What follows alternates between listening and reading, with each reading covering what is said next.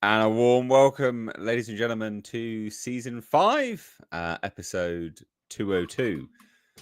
What did we think of the intro? That's the first time I've seen that, actually. Did we like it? Yay, nay? I saw some people enjoying it. I had a good time with it. I think it needs a little bit of refining, but yeah, pretty bloody good. All in, pretty bloody good. Just trying to have a bit of fun for you guys whilst you wait for obviously the show to start and people get notified. That's why we do the intro. There is a reason behind it. There's a reason why there's a length, that it is 5 minutes long. Anyway, I digress. Guys, we've got quite a good show for you. We're going to be talking about Captain America, A Brave New Turd. We're going to be talking about Johnny Somali, or So Smalley. Many names that this turd has. Some Snow White news, Doctor Who news, Ubisoft, just a complete shit show. It's kind of like this is going to be a fun video more than anything. This show's more of a fun one today.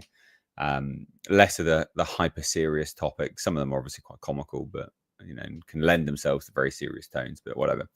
Anyway, so in terms of you guys watching the show, thank you so much, obviously, for coming back.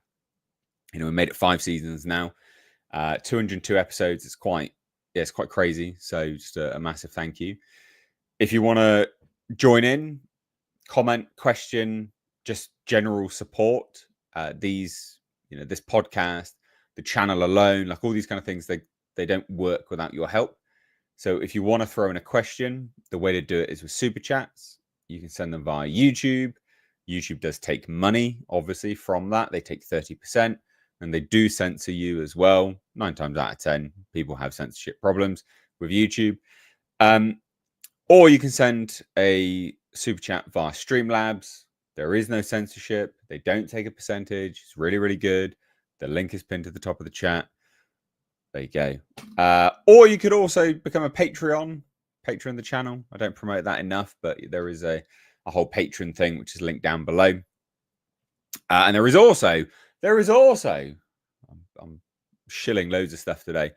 There's a second channel where, it's mine and Bo's channel. It's called The State of Politics. Check it out. It's linked down below. Well worth your time. I think we're half the way on watch time hours to getting monetized, I think. But check it out. You'll like the conversations that I had there. It's a good channel. And that's about it. I'll stop my shilling. Let's bring on the cast. Here he is, Culture Casino. Hey, good afternoon, everybody, or evening, wherever you are. It's great to see you. Thanks for showing up. Yeah, we do have a little refinement to do on the new intro, but not much. And we're going to add a little more Nate in the front and less Carr. But yeah, I liked it. I think it was a good intro. Well. I think it works well. And the little bit at the end is great. I just need to remember to add Nick, but he's always late, so he'll never know. So it's fine.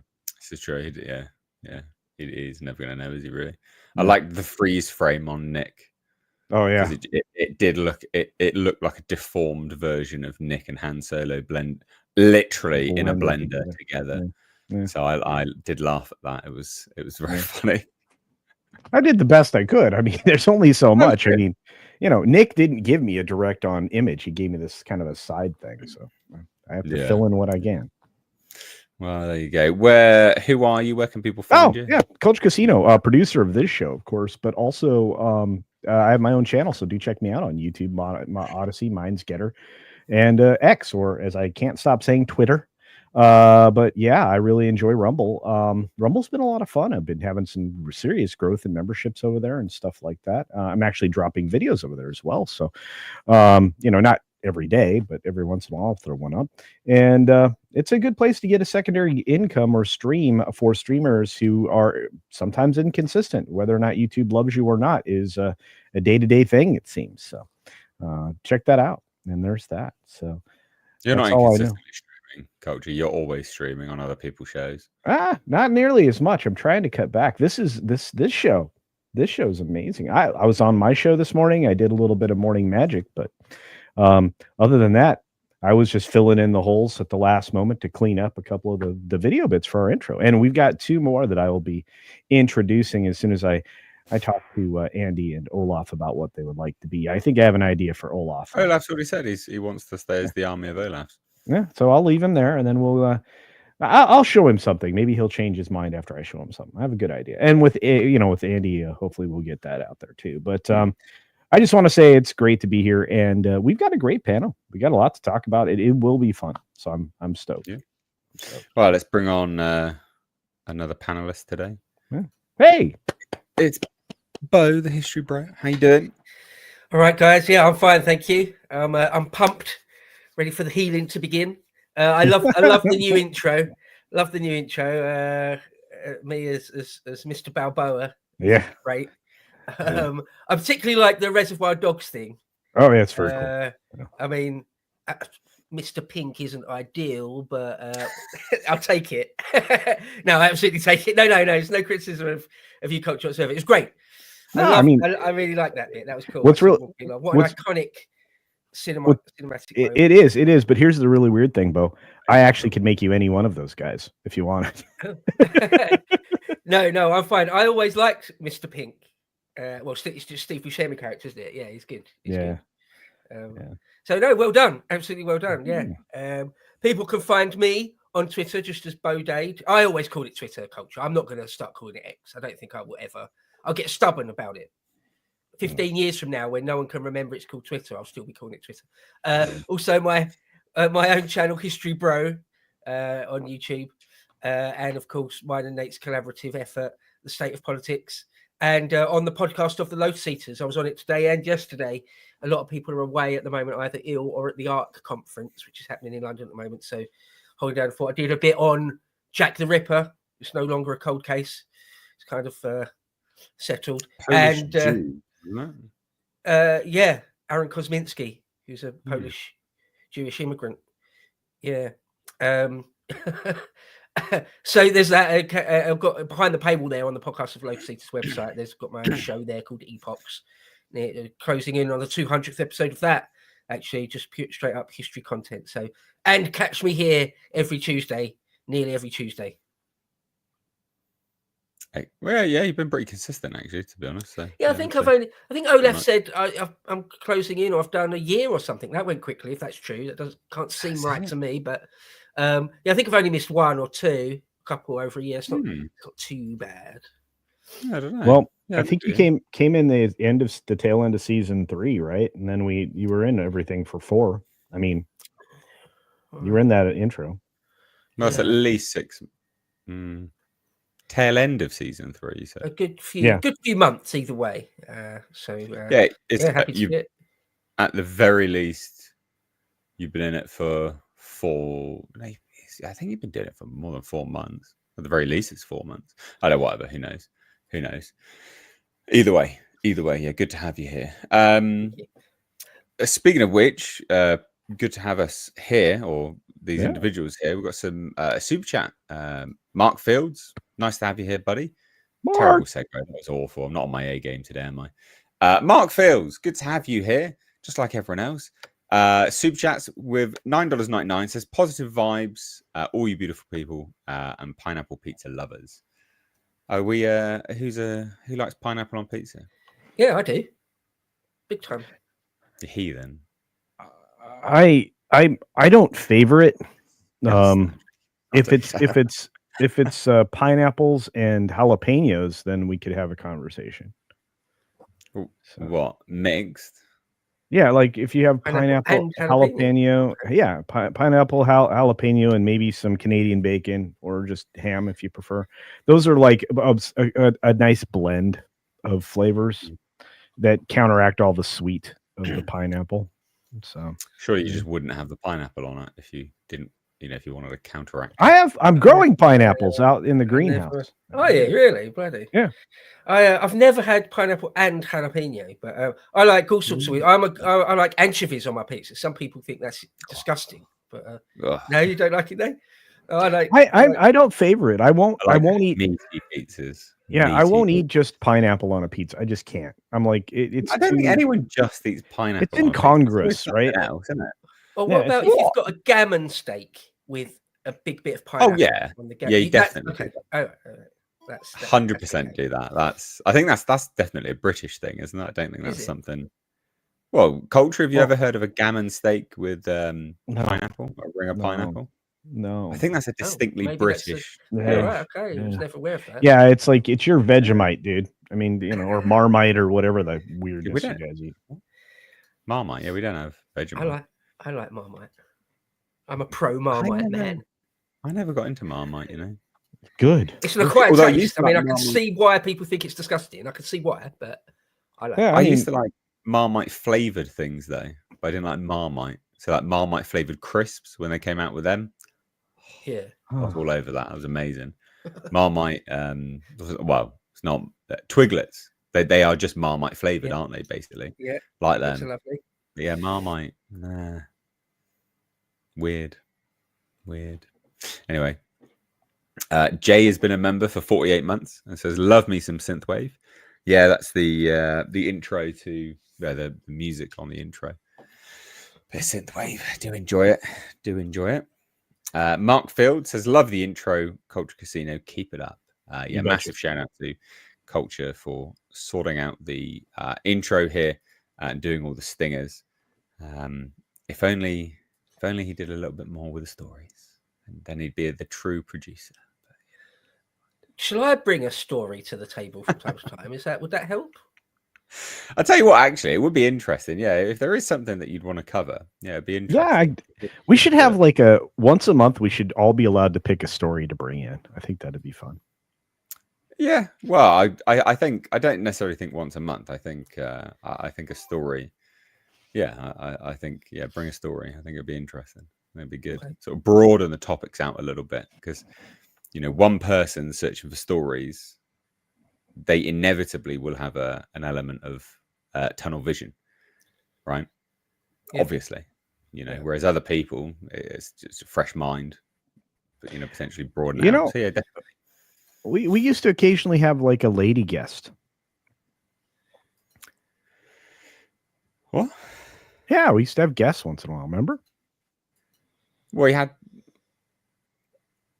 When did we occasionally have a lady guest? Who do we have as? I don't know.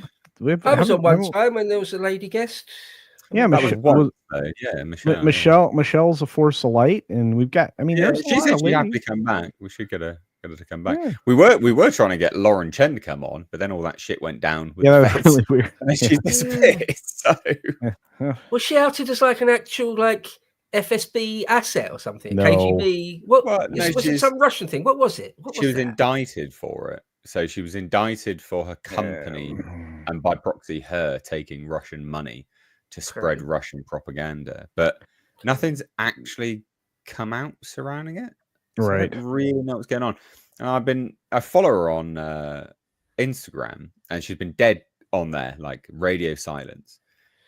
But then she did like something recently, because obviously your feed, whatever you see on Instagram, you can, you click on stuff, and sometimes it's something which someone that you follow has also liked, and it shows that they liked it. And it was a recent post. So I'm like, oh, well, she does have access to things then, but she's not communicating with anyone. So I don't really understand.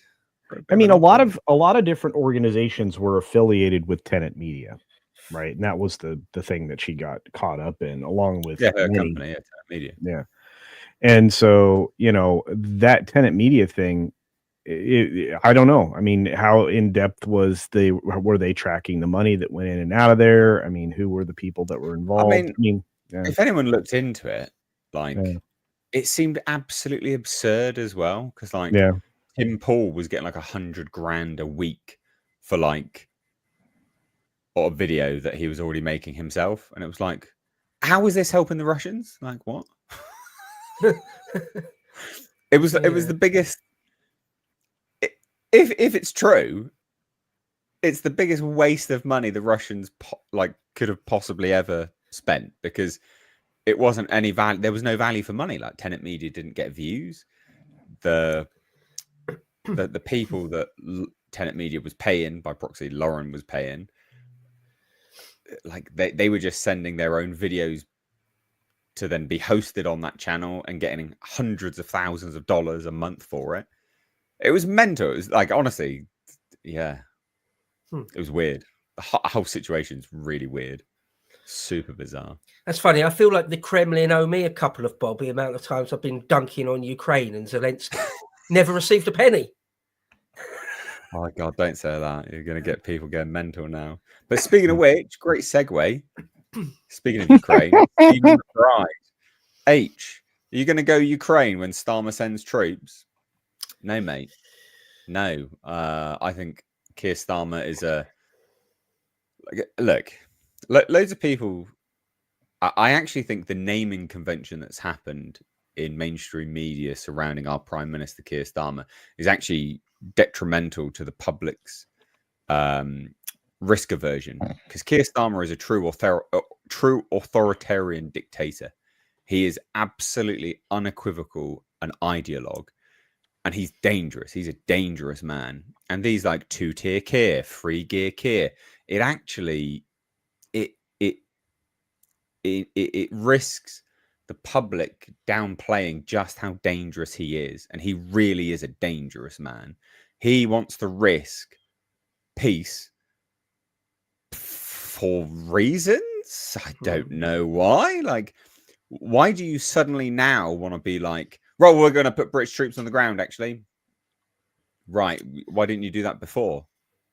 You're only going to do it right now when there's peace being brokered. It's funny how British prime ministers have a knack for destroying the peace talks. Both times we could have had peace, and both times a British prime minister was looking to destroy that. Bit weird. But no, to answer your question, Stephen, no, I will not go to Ukraine. I will not go fight in the most what was or is the most corrupt country. No thanks. No. I don't think either Russians or Ukrainians deserve, essentially the killing fields that are happening there. I think it's disgusting. I think hundreds of thousands, if not millions now. I don't know. Genuinely, the deaths, the untold harm that's happened to entire lineages, gone, wasted. It's done. Like that's generation after generation, all gone now. I think it could have all been avoided. And I don't think anyone, this isn't pro-Russia. It's not pro-Ukraine. I think both governments are shit, right? And I think people are getting caught in the crossfire needlessly. And I just think Starmer is a dangerous man. I think he's a dangerous, dangerous man. That is a true dangerous authoritarian ideologue. So yeah. What about you, Bo? You gonna march down to Ukraine? No, someone in the chat, is it Michael K, 19th century fan, said Kiev not worth the life of one grenadier. Yeah, I couldn't agree more with that. It's not our war. It's got nothing to do with us. I did a long piece of content a while ago now, a year ago, 18 months ago or so, with a true genius, all about the long-term story of between Kiev and Moscow. And do you remember there was a long-form interview that Tucker Carlson did with Putin in the Kremlin, and Putin just talked for ages, like a few hours, and he was going back to like the 9th century.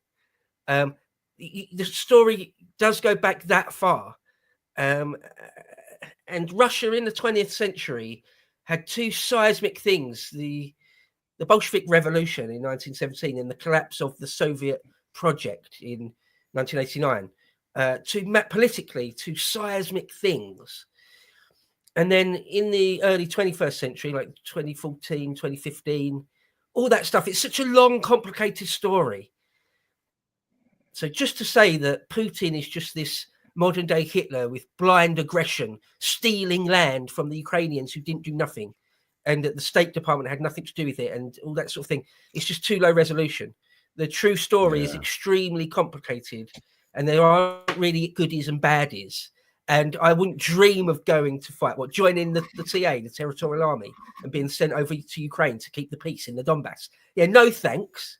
You're kidding me? No. And it's a great point you make. Why? Yeah, Keir Starmer's really pro-war for reasons. Yeah, academic agent, aka Dr. Nima Parvini, did a video just recently talking about it's almost inexplicable. It's almost inexplicable. It's very, very hard to figure out why Britain is so bellicose and hawkish on this stuff. Maybe it's just institutional memory, the fact that we've been geostrategic enemies with the Russians ever since the 19th century, with the small hiatus of when we were allies during World War I. Other than that, they've been our complete enemy all over the world, and maybe that's just so hard baked into like our foreign office and our executive that they just can't stop themselves. There are, of course, like the Alexander Litvinenko murder, and again, the story is very, very complicated. But yeah, no, I won't be going to fight on the behalf of Ukraine and the most corrupt person in the world, Zelensky. No. Well, yeah. I'm too old to draft, so you won't. This is literally just a British thing, it seems. Unfortunately, you're fine over there, mate. Don't you worry about it. I'm not gonna. Fine. But I know a lot of feminist women I'm willing to send. Yeah. Dangerous. Yeah, they're all on TikTok. I can point them out real easy. Oh, what happened recently? I think it was Olaf Scholz, the Chancellor of Germany, walked out of the European meeting with Starmer. He was like, "Why are you saying this? This is ridiculous." Like, he literally got up and walked out of the whole conversation. Apparently, with talking about sending European troops, he was like, "No, we're not doing that." Yeah. I mean, he's deeply unpopular. Yeah, he's deeply unpopular in Germany as it is. He doesn't need more trouble. I mean, their government collapsed in the elections. If the AfD pulls off a miracle, can you imagine Germany rising back up as an industrial power? Since joining the EU, you guys have pushed them so far into the greens that not you specifically, but the UK and other of the folks in Europe have pushed them so green, they've destroyed all their ability to produce their own power and therefore become the economic engine that they once were. So energy is what makes everything go forward, and it drives an economy, and it keeps the costs of goods down. Anyway. Yeah, I mean, it'll be. I mean, like, not to mention the Nord Stream 2 sabotage. Yeah, if the AfD doesn't get in, then if the AfD doesn't get in, I hate to say it because it sounds brutal, but I think it's true. If the AfD doesn't get in, the German people deserve everything that's going to happen to them and has been happening to them. And I know it's awful to say because they've been just attack after attack after attack after attack. But if you're not going to wake up at a certain point, I mean, Jesus, come on now. Seriously. Like, you can't. Babies being murdered by Afghan immigrants, asylum seekers. No, like, come on.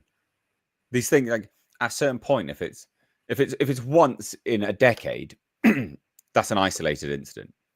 If it's once a month, once a week, then you've got a massive problem. Once in a decade is an isolated incident. And that's the famous word that they like to use, isn't it? The famous phrase. It's just an isolated incident. Just an isolated incident. Yeah, it would be if it was once a decade, mate. If it's once a month, once a week, that's a huge issue. And if you don't do something about it, which they can in their elections, they can fix that. They have the potential chance to completely change their demographic breakdown and then change actually the complete power of the EU. Because if the AfD get into Germany, that changes the entire tone of the EU massively. Just get rid of them all. Just get rid of them all. I can understand why Germany are not chomping at the bit to get involved, to stand toe to toe against the Russian army. They did that once before. It didn't work out too well for them. Yeah, I mean, it's the same for most countries in Europe. You know, if we don't vote in governments that have got our own native best interests at heart, then we sort of, it's our own fault, really. I mean, look at Sweden. Someone in the chat mentioned Sweden. We've done a number of pieces of content on Lotus about Sweden. There's grenade attacks, bombings every day nearly in Sweden by their Muslim immigrant population exclusively. It's madness. It's a war zone. Yeah, Norway really kind of destroyed themselves, as has Sweden. But the citizens in Norway would like to turn the tables back to the way they were. The Swedish citizens are too like malleable to do much, it seems. So it's a little bit of, it's two different takes from Scandinavia as far as of my reading of the room. But disgusting. Anyway, we've got another super chat here from Mark Fields, and says, "Has anyone seen the trailer for Accountant 2?" I was asked this on Sunday. I never watched the first one, so I didn't. The second one wasn't on my radar. But you've seen it, have you, Culture? What did you think of it? I think it's great. I think I think it kind of rings true of the first, but gives it a little bit of difference with both of the brothers engaged. One's a little bit more maniacally driven by just like maybe a little bit of bloodlust, and the other brother is very plotting and plotted, and very much the stereotypical definition of somebody who has Asperger's, or obviously anywhere along the spectrum. I'm very keen to see it. John Bernthal is fantastic, and Ben Affleck really delivers in that character. So seeing the two of them partnered up again in the circumstances that they seem to be building around them, I'm pretty excited. I loved the first film, loved it. Yeah, I've heard it's really. I've heard it's good. I just never got around to watching it. All right then, shall we go on to one of our first topics? Let's do that. Yeah.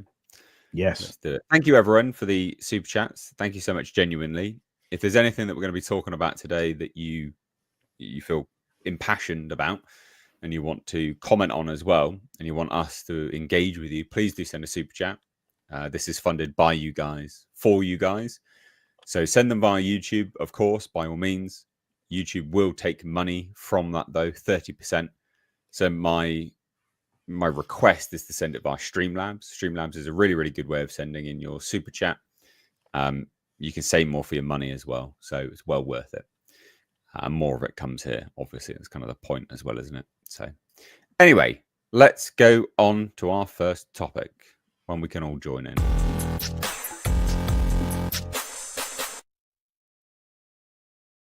I can't wait for your take on this, buddy. I can't wait, mate. Japan. I thought it was South Korea. Oh, he's released a threatening video. It's about as threatening as a cotton wool bud, but still, it's funny nonetheless.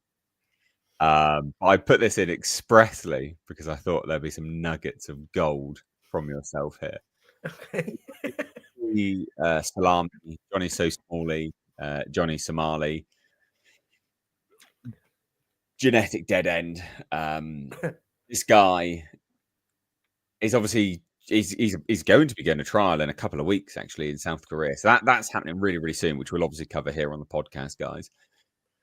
But he's recently just randomly popped back up and said, "I'm making a comeback on streaming, right? I'm coming back to streaming." And everyone's like, okay, probably best not to do that, quite frankly. What, from prison, or is he been released and he's not in a cell then? He's not being held on remand, or okay, all right. Yeah, he's just out. He's out and about, ready to, because they took his passport off of him, so he can't leave the country anyway. Okay.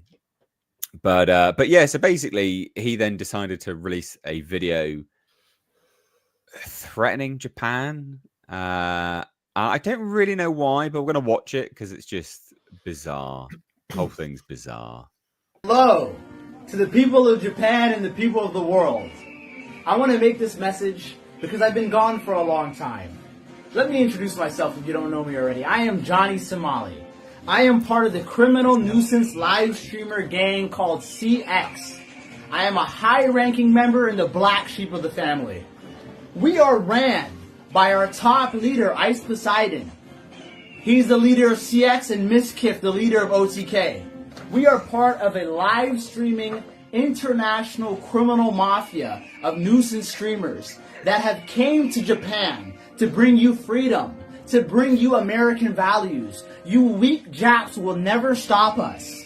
You will never stop CX. You will never stop Johnny Somali. You'll never stop Ice Poseidon, Paul Danino, who was my mentor, my teacher, my leader. If it was not for Ice Poseidon, I would have never came to Japan. And if you try to arrest Ice Poseidon, if you try to stop Paul Danino or any of our group, if you try to stop ABZ Abdullah, the terrorist, the one that paid for all of our kick deals and steak deals, if you try to stop ABZ Abdullah, this fat fuck, I promise you I'll be back in Japan soon. You'll never stop Kang Joel. You'll never stop Hugh Sama, Showtime, and all these fucking leeches.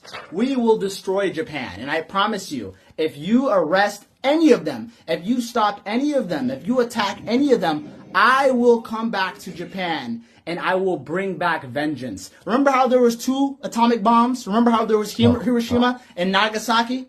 I was the little boy. CX is the fat man. They came to bring revenge for locking me up falsely and locking up Louis X. Fuck Japan. It's fucking CX till I fucking die. You dumbass motherfuckers. Fuck Japan. Suck our dick, cocksuckers. Us streamers, we run your fucking country. CX in the motherfucking chat. And make sure you take out Ms. Kip. This is the leader of OTK. This is the top general. These are the 2 top leaders. This is the CX vice president and the president right here. You need to get Ms. Kip and you need to get Paul Denino Ice beside him. Nigga, CX in the motherfucking chat. I love you, Paul Denino. You're my mentor, my leader, everything.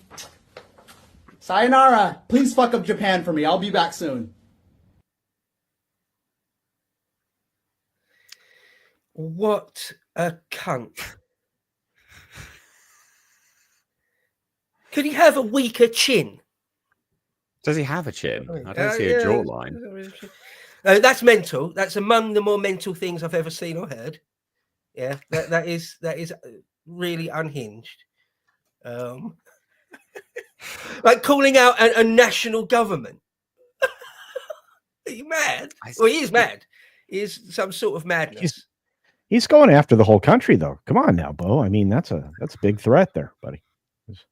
I actually don't know, like, what do you actually say about this? Because I was thinking to myself, like, why would you release this when you're about to go to South Korean? You're about to be in, on trial in South Korea. Why would you do this? Because they're just going to use this as evidence, surely. Yeah. I mean, one thing that sprung to mind when you first said, before we watched that, and you first said it, because Japan and Korea have got a long and storied history, and they hate pretty bad. I mean, just during in the 1930s, Japan occupied Korea, and anyway, going back centuries, they're rivals the way France and Germany are rivals, or the way England and France are rivals, going back to way back when. So maybe he was thinking, I'll endear myself to the Koreans by having a pop at the Japanese in some sort of broad, abstract way. But no, that's not what that was it? That's not really what that was. That was an unhinged, like referencing the atomic bombs and stuff. It's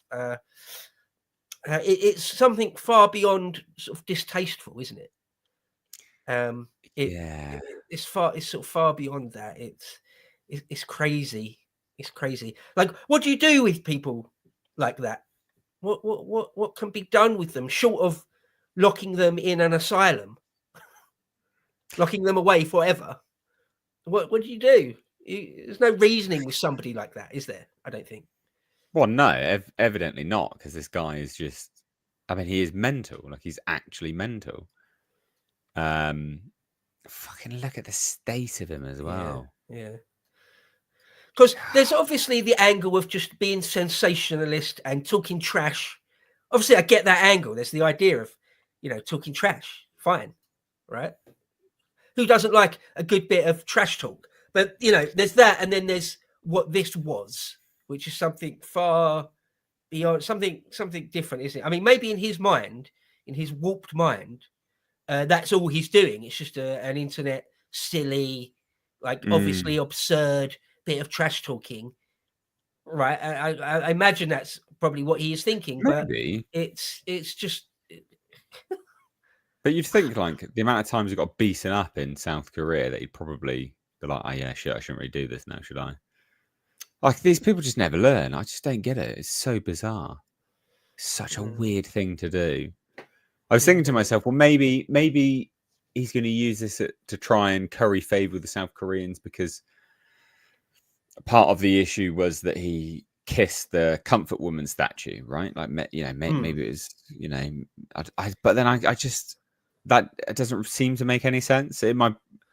You can't reason with the unreasonable. You can't find sense in, you know, something which is just so illogical as this.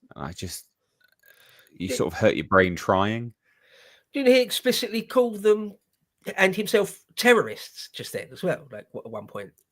Yeah, an international criminal something network. Yeah, I think was what he just said.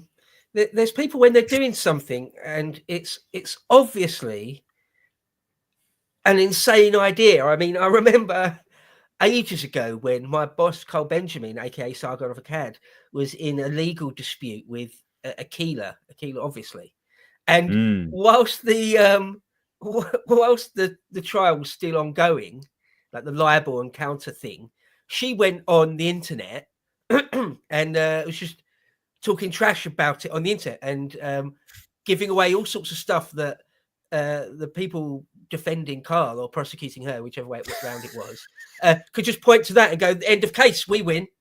You just basically gave away your entire case by saying that thing. I can't remember all the details of it, but that's what she did. One of the things she did. And she's not the only one. Various people have done that, right? They're waiting for their trial to happen, and they go on the internet and say, yeah, I did it, or whatever. It's like, could you be more retarded? Like this guy saying we're like an international cabal of terrorists or something, and we're gonna drop nukes on you and fuck you, and like that's mad. That's madness. Also, at the end there, he ripped up the imperial Japanese flag, not the modern national flag. It is really dumb. It's super low IQ, isn't it? It speaks of someone who's sort of barely really conscious, like not really, not an adult in the normal reasoning adult way. No, there is nothing going on behind these eyes. All right. Like he is dumb, really dumb. I imagine his IQ is genuinely sub 80, like unable to reason properly. Yeah. I would have pegged it around 60, Bo, but okay. Yeah, damn. He has interesting language skills. What lack of? Yeah. I was like, the grammar was atrocious, obviously, but like he doesn't use words properly. Using the wrong tense, I noticed at least twice. That as well. Why he's wearing a MAGA hat, I don't know. He's like, he thought Trump would save him at one point. Like he genuinely, he made some comments about from Trump himself. No, save him from South Korean prison, and the court. Do a prisoner swap, like he's a valuable asset to the United States. God, can you imagine that? Jesus, I don't know. I was thinking to myself, because I did a video on this, and I was thinking to myself, like, how is this worth it? Like, how is it actually worth it? Because I can't imagine he earns that much money from what he does, right? Like, I can't imagine he's earning that much money from what he's been doing around Japan, Israel, and South Korea. So, like, where's the logic? What are you getting from it? Is it just the fame? But you're famous for being a prick, and people want to beat the living shit out of you. So, where's the value in what he's doing to himself? I mean, because we obviously we all do this in everything that we do day to day life. We live on an exchange basis, right? So when we do something, it's what do we get out of it? People get moral satisfaction out of doing things for the kindness of their own heart. There's a certain sense of selfishness there as well. There's fame, money. We do things for all sorts of things. We do things under duress. But what is he doing? Where's the value in what he's doing here? I don't get it. Where's the calculation where he's like, yeah, this is definitely worth it to me? Like, what? I just don't get it. It doesn't make any sense. It doesn't make any sense at all. Yeah. So bizarre. Like you say, the calculation, as I said, the inability to reason properly. It doesn't add up. It just doesn't. This is this is I think probably literally a retarded mind, a small child's mind, a small malevolent child's mind in the body of an adult. It's gross. It's really gross. It's disturbing, even, really. These are the type of people you just don't want to be around. They're not an asset to civilization in any sense. No.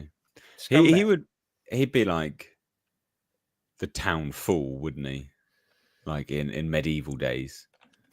Right? Yeah. He'd just be that sort of like retarded imp that like hangs around the village well, just getting in everyone's way. Or not even humoured the way a village idiot would be. Just be ostracised. Just be pushed out from any community, forced to move on. Just the like. You're just a detriment to our community. It's as simple as that. We don't want you. You go live in the hills, you fuck. Yeah. Yeah. It's horrible. Oh dear. Right. Okay. Cool. All right. Well, anyway, do you have anything to add to this culture? I know it's just a bit of a fun one to get started. This guy's an idiot. I mean, this guy has been, kind of a ridiculous, I don't know, jester. He's a court jester, maybe. But the only person he makes fun of is himself. He tries to, play off of the outrage of the places he's at. He certainly gets the outrage, but in the end, these countries have zero tolerance for that kind of nonsense. So his comeuppance will come, and he won't be able to laugh it off so hard. I think last I heard he was up for maybe at least 8 to 10 to 12 years. Is that accurate? I think it's like a cumulative if each one was separate, but I don't think that's like the way it will go. So, yeah. That would be so funny if he was handed a long custodial sentence. That would be hilarious. It would be hilarious. Yeah. But would he learn? Would he learn his lesson, do you think? With any custodial sentence, actually? What do you reckon? Do you reckon he would learn his lesson? Because I actually don't think he would. I think 90 days in the prison system in Korea might sort him out, to be fair. It's going to be very uncomfortable for somebody that's been this coddled their entire life. He got beaten up in the street. If I had to put money on it, that's my point. I doubt it. I do doubt it would sort him out. He's sort of fundamentally, it seems, fundamentally incapable of learning. Right. So I imagine it would just make him more resentful. But who knows? Who knows? Yeah, I'd agree with that. We've actually got a super chat about this from Gary. Sends in $5 over on Streamlabs and says, if I'm not mistaken, old Johnny Boy is trying to get all these people he named banned from Japan as well, because he contacted some of those people for help a few weeks ago, and they said no. If I'm right, he really is a spiteful little mutant. Yeah, that is exactly what he is. Exactly what he is. Yeah, I mean, I don't know the ins and outs of it. If that is the case, I mean, yeah, it's just get what you deserve, mate. Like, why would anyone help you? Seriously, why would anyone help you? You're scum. So, yeah, no. Bye-bye. Go. Be gone. So, yeah, anyway, there you go. We will move on from this now. Thought that was a bit of a fun intro. We've got some other super chats here, which we'll get to. So, Mr. Gently Benevolent has become a member of the channel. Thank you so much, bud. To appreciate that. SWA says, removing DEI will not save Hollywood. There's still creative bankruptcy. That's true. Have any of you watched Reacher? So, I'll start with the end question and then work backwards. I've not watched Reacher, no. I've heard good things, though. But no, I've not watched it.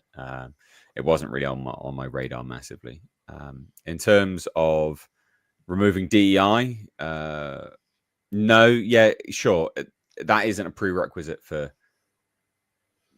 ultimate success in Hollywood. No, it's not. However, it goes one step to helping heal the wound, right? You know, the wound of Hollywood at the moment and their overall creative bankruptcy. DEI is one cause of their creative bankruptcy, right? So you remove that, you're removing one of the issues that has led to their creative bankruptcy. It does take more, obviously, but that is one thing, because then they're going to have to go back to a meritocracy, try to, and then hire better people, etc., etc., etc. So it does help. It will help. It inevitably it would help. But yes, they're still creatively bankrupt. Bo, what do you reckon? Yeah, I mean, DEI can certainly be seen as something separate, just an extra layer of nonsense on top of the fact that it seems that a lot of the screenwriters are not good writers, they're not good storytellers, whether they're a DEI hire or not.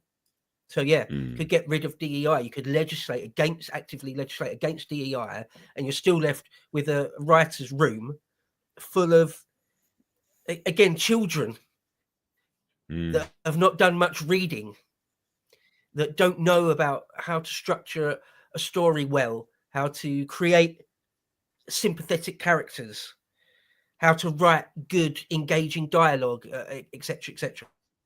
Yeah, so they're right. Yeah, I think that's Super Chat's on the money. Yeah. Have you watched Reacher? Yeah, of course. Yeah. No, I haven't. No, afraid not. I'm sorry. Yeah, the first season, it's diminishing returns. The first season was good. The second season was marginal. It's diminishing returns, and that's because, again, the big giant guy from Blue Mountain State or whatever his name is, I forget. Don't care. He's very anti-American, believe it or not, despite playing a former soldier. He came across really poorly during the election, saying some very numbskull things. But yeah, overall the quality of the production, and this is the same with almost anything coming out of Amazon. If Amazon doesn't have anything to do with it directly, and it's just like pay to play content for them, the show's whatever comes out seems to be better. And Reacher's one of those examples, but it's already getting redirected to hell. It's not as bad as Rings of Power, though. I mean, the subject we had on Thursday, Bo, I made one of the greatest stingers I ever have in my life, and it got no laughter, no applause, no notice. It was good. I said it was good. Do you want a medal? Yes. What was it? I want to see it. Well, show it to me another time. I don't have it. I throw them away every show. Whatever's not, they just get pitched. Oh. Yeah, this guy might use them for a stinger for a video or something. But yeah, it'll be at the start. It will be at the start of a. It will be at the start of a video on the second channel. Actually, that's true. SWA has also been a member for 10 months. Hey! So thank you so much. Awesome. To appreciate that, bud. Right, cool. Let's just get this fucking thing out of the way. Let's go.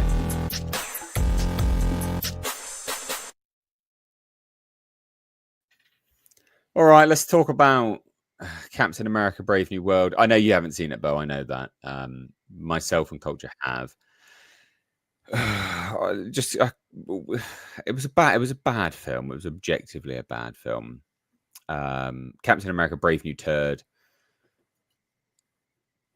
But just where do you start with that? Where do you start with that as a film? It was definitely chopped up to hell. Reshot to hell, chopped up to hell in the edit bay. You can very clearly see where there's reshoots. So the movie opens up with Captain America on a mission to save something. Say get a package of adamantium, right? A substance, a piece of metal. And so he's on a mission. He saves the adamantium. We get introduced to the new Falcon, who's an incredibly irritating character. And then randomly, he's then like, "Oh, Falcon, mate, actually, you need to get better with your punches and stuff. So I'm going to introduce you to this man, a super soldier, a former super soldier." And then they all randomly get invited to the White House, and you're like, well, why was a super soldier invited to the White House? This doesn't make any sense. because the White House meeting was all there very specifically to do with the adamantium and the rescue and blah blah blah. Turns out in the reshoots, this guy, the super soldier, was actually there on the mission with them, which makes so much more sense, and then makes so much more sense the subsequent scenes following that. But they cut it all out. Why the fuck would you do that? So dumb, so dumb. But yeah, just overall, the leader, who's a Hulk villain, you know, with a big old brain, you know, got a huge dome. He just looked like he'd been sat in the sun for too long. Looked like he had pustules coming out of his face and stuff, and he looked a little bit like he had jaundice. It's supposed to be green, but it looked a bit yellowy at certain points. He was shit. It was all just really shit. Red Hulk was in it for about 5 minutes, if that. Yeah, it was shit. It was shit. Do you concur with that, Culture? Yeah, I think your opinion is too high. This film was so disjointed, it was unenjoyable. People that I know that went to see it anecdotally said there were 3 excellent opportunities. They could not avoid having a bit of a nap. I'm going to tell you, it's one of the reviews that came in early, we talked about this, Nate, was that it felt empty. Empty isn't even the right word. It was boring. There was so much insufficiency in the story, in the characters, in the character development, in the explanation for things. It's just insufficient across the board. There were at times exposition dumps you could not escape. And yet you still feel like, where's the rest of the stuff that's supposed to show me this? Like there is a lot of tell, not a lot of show. There's a lot of things that happen off camera, a lot of things that got changed at the last moment, like the funeral. That's the thing that's been going around recently. But you don't like this new Falcon character kid. It's not his fault. You know, the kid that's playing Joaquin Torres, it's not his issue. Play a certain way, so definitely. Well, he played it very poorly. You know, he's not young enough to be an annoying, you know, kid superhero sidekick, right? It's not like this is like, you know, the Robin. That's not what Falcon ever was. So, you know, this is the problem with the idea of mantle shifting. You can't do it. It doesn't play into the audience. The audience wants these characters to be what they were, to be what they are, to be what they're supposed to be. And I don't care what Disney wants.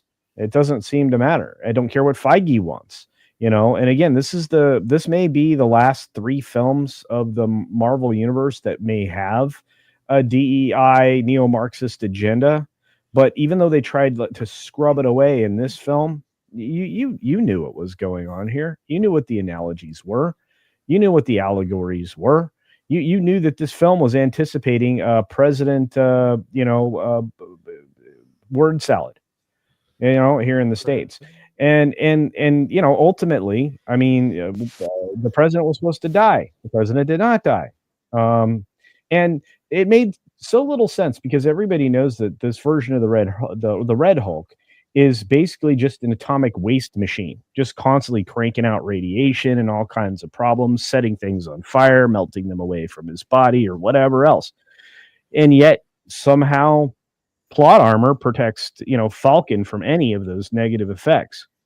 None of the physics make sense. The story doesn't even make sense. The leader wasn't actually playing the leader, and even when you get to the end of the film, when you get to the post-credit scenes, oh god, like, wait a minute, there's more bad guys coming in the future. Okay.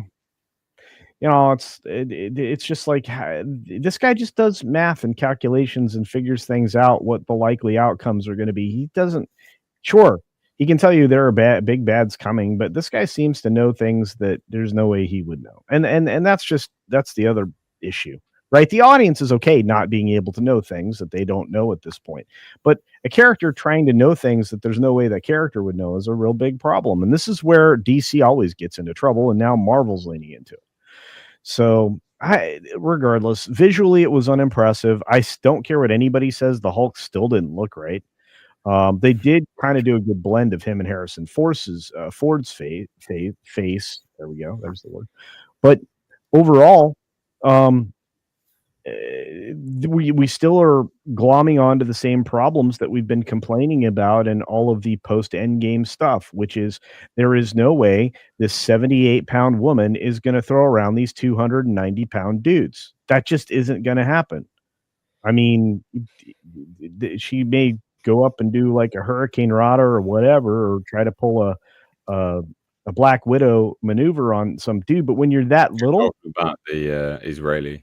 Yeah, who they didn't even all like let you know who that was. Sabra is established. Well, no, but in what? So you sort of rambled a little bit there. Sorry, I'm angry. I'm angry. Yeah, I know. But so they introduced this character, this little 5-foot woman, like literally 5-foot woman. She looks actually like she got dwarfism, and she's like the security detail of the president, right? She's the Israeli security detail of the president, which is opens Hollywood up to all manner of leftist problems when they do stuff like that, but whatever. And then she's fighting, and she's like sent out to fight and help. And there's this movie's such a mess that when she goes to help, she's in like a leather jacket, which looks dumb anyway. It looks like she's like wearing her dad's jacket. She's like an idiot. But the most egregious thing is when she then they finish the fight scenes, and it's so chopped up. So if it sounds like I'm jumping all over the place, that's because that's the movie. It is jumping all over the place. They finish fighting, and then they go back to the president, and then she's randomly underneath her jacket. You can see an actual superhero outfit, which they never show in the movie. Like, she's never actually shown in this superhero outfit, even though very clearly you could tell at one point in this film she was going to have a superhero outfit on.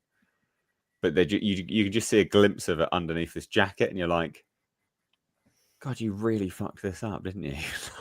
Like, when the remnants of the old film is still there, you're like, wow, you really hacked this film apart.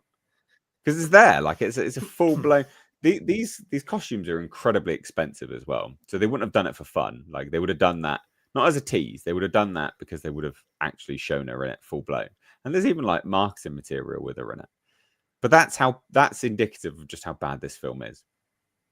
Dumb shit like that just left. And you're like, right, okay. They could have just zoomed in, cropped the shot a little bit. It's easy to do that in editing software. It's not hard. Do it all the time. Just crop in.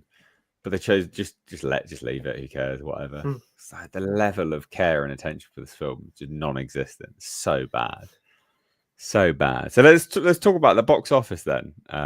Culture. How did it do, mate? Oh, it did very poorly. I mean, obviously, I brought this up on purpose, and then I realized I shrunk it. But I wanted to compare it to the other recent issues that have been out there in the studios. I mean, the Eternals, the Marvels, and Ant-Man and Quantumania. These are going to be the films that are going to be most in line with what we were, hoping this film would, beat out. I even included The Flash from DC for a good reason. The reported budget, or what Penske Media wants everybody to believe, is they only spent $180 million on this movie. We know that's a patent lie. Now, that may have been the first time they shot it. That may have been the budget they were aiming for then.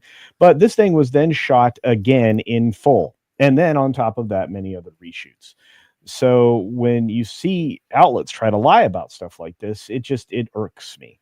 Regardless, we're looking at $200 million for Eternal, $270 million for Marvel. Ant-Man and Wasp was $200 million, and The Flash was $200 million, which we also know the Flash budget's a lie as well.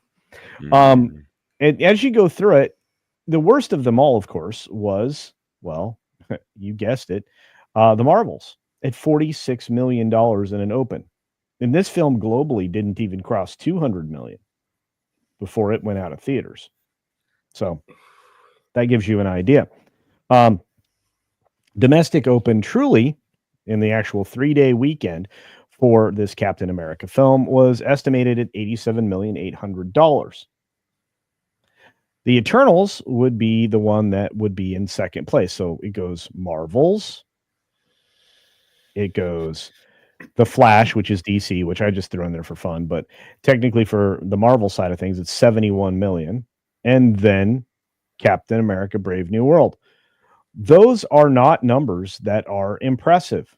And they're not going to elevate anytime soon. Overall, adjusted for the worldwide box office, we're looking at 180-ish million for the opening weekend.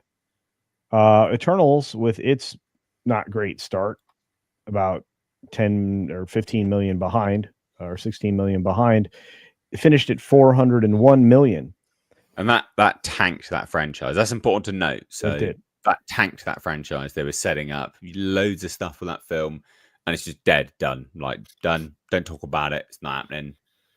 Nah, done. Not addressing it ever again. It's done. Those characters, we're not talking about them. They're gone. Don't talk about it, mate. Well, they own 401 million. So if anyone's like, oh yeah, but that's good, no, it's not. It's not. Killed that franchise. It's dead, completely dead. Yeah, it is in no way at a $200 million budget, which we know is also a lie, and they're not including marketing in that. It didn't break even. It lost money. This film is kind of on the same pattern. I think if it finishes at $420 million at the end of its worldwide box office run, A, that'll be impressive, and B, it will have lost an enormous amount of money for Disney. Well, even if you compare it to the likes of Ant-Man and the Wasp: Quantumania, which is 463 million worldwide, or 463.5 million worldwide, that's still bad. Yeah. That's still bad. That's still not good for these movies. Yeah, I mean, and the cope is the thing I think everybody's just kind of over. And at least some of these Penske writers are like trying to like not, lose all of their credibility, because here we are with this Variety article. Captain America Brave New World opened to 100 million domestic. No, it didn't. I mean, we'll see after we get the full numbers, probably likely later today, tonight, or tomorrow. But it came out with a B- cinema score, which is the chef's kiss of death. The worst. It's the worst cinema score out of any Marvel movie. So, they're saying, is this going to be trouble for staying power? Staying power. Every single Marvel film is front loaded. The audience knows this. You know this. Nate knows this. Guess what? There was nobody there. The international audience was even more disgusting because they came in under $100 million in a global release. What does that tell you? It tells you this film's in trouble. It came in less the domestic number. And not only that, here's the bigger problem. The international market is supposed to be twice the North American market. It's 2/3 of the numbers on these films. There's no hype for this. There's no FOMO. Nothing. Nothing. And so it's the fourth Captain America installment, and the first in which Anthony Mackie's Sam Wilson takes up the Star-Spangled Shield, something that he apparently does not believe represents the United States, where the Star-Spangled Banner. Anyway, its debut over the extended President's Day weekend, they think 100 million. The film added another 92.4. That's not terrible. A weekend, is it? President's Day weekend is not. It's not a weekend. Like, it's a holiday, isn't it? They're counting more days than that. Than just a weekend. A weekend's Saturday and Sunday, and then people include the Friday as well. But now people are like, yeah, but also include the preview. So that's Thursday. Oh yeah, but also maybe include the Monday. Then that's 5 days. That's a week. Yep. That's a week, basically. It's not a weekend. Jesus. God damn. Yeah, and this one is just was beset by all kinds of problems, which we've talked about, reshoots and all of the rest of it. But now it's beset by all these lies, or like the director, whatever that dude's name is, Noah. Yeah, he's lying his butt off. Oh, we really didn't reshoot that much. You are a liar, sir. It's like you okay. So reshooting the film, that's not a lot. Okay, and then doing it again. There were seasonal changes in this movie as you were watching it that they declined or even bothered to cover up. So literally in a film that's supposed to take place in the course of less than a week is flush full of different seasons. They don't. They did around that by going to certain states, maybe. I don't know. I don't know, but it was bonker sauce. Such a shit movie. It was terrible. It was terrible. They're saying Captain America: Brave New World costs north of $180 million. Well, okay, I can't call that a lie because it's well freaking north of that. And yeah, it's not going to make its money back. And then the next on this is the next thing that I think is important. Nate, how do you think Thunderbolts is going to do? Oh no, that's going to do terrible as well. It's coming out. That's in March, isn't it? Is that coming out next? No, May. It's in May. Yeah, and then it's going to do terrible. That film will do terrible. No one cares about that either. Yeah, and then the next one up for summer. Yeah, Fantastic Four. I think that's going to be awesome. Yeah, I know. I think we're definitely seeing the end of the MCU for sure. Yeah, I think so too. About bloody time as well. Yeah. Movie studios and movie theaters have had an over reliance on the lowest IQ, mass appeal superhero films for far too long. Yeah, for far too long. Studios need to remember that they need to start making lower budget films, more of them, take some risks, take some chances, and have some absolute bangers. That's what they always used to do. Have some professional writers, some good writers. Come on, surely that's the foundation of a good movie is good writing.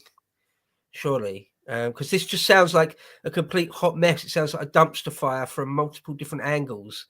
I'm a big fan, most people are, aren't they, of 2001: A Space Odyssey, right? Mm. So that was originally an Arthur C. Clarke novel. It was written, Arthur C. Clarke, one of the greatest sci-fi writers of all time. And then Stanley Kubrick took the novel sort of before, as it was being written, basically. It's Stanley Kubrick, one of the greatest filmmakers of all time as well. And so you've got a superb writer, a superb crafter of a narrative and a story and creative characters in Arthur C. Clarke. And then you've got a great filmmaker who tweaks the novel. So it's the best of both worlds. It's pure writing at its very, very best. And then a master filmmaker tweaking that to make a superb film. And so it's not by committee, it's not a mishmash, there's no reshoots, right? It's just superb writing and superb filmmaking. And you end up with a great product, an incredible product at the end of it. And it just seems like what they're doing with films these days, and this sounds like just a perfect example of it, is none of that, none of those things I just talked about, none of it. So yeah, you're going to end up with a dumpster fire, right? And lose loads of money, hundreds of millions of dollars. Well, they deserve it, I suppose. Yeah, but regardless, just to wrap up my thoughts on this film, I regret wasting an hour and 58 minutes of my time. It's that long. That's quite long as well. Well, I mean, not crazy long. Quite long. It's quite a long movie. It's fairly long. It was a long movie, and it felt long, but also simultaneously quick at the same time. It was really weird. Like nothing happened. Yes, it was so bizarre. Got a super chat about it though. SWA says Shills. Remember Winter Soldier? Remember? It's the next Iron Man, guys. Peak. Ugh. You know, that's actually a good analysis of what this is. And it's Memberberry City. And they're not good. None of these are good Memberberries. No. I mean, the nonsense with the suit is just that. his legs would have shattered at the beginning of the movie. He's flying like into a location, then he just dives straight down and lands with enough force to create a sonic boom on the ground that arrives after he does. That's the beginning of the movie. You're like, holy cow, the dumb. It was bad. It was very, very bad. And he's going in there solo against Serpent Society. Good times. And Serpent Society turned out to be 2 of the actual Serpent Society. Yeah. Well, they cut them, that's why. Well, yeah, they got rid of the AEW wrestler in favor of the I don't know, the other random big guy. I think they called Copperhead. I have no idea, mate. I have no idea. Yeah. Let's move on from this pile of Vibranium shoes, dummy. Thanks, Monkey Jeep. Sure. Right. Okay, hold on. So I'm just trying to. Here we go. Right, excellent. I'm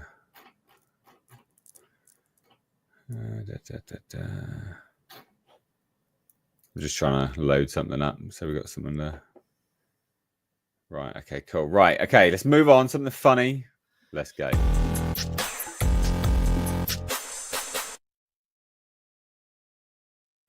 So this movie actually releases next month. No, why? Actually releases next month. I know. I am. I can't wait. All right. I can't wait. Snow White. There you go.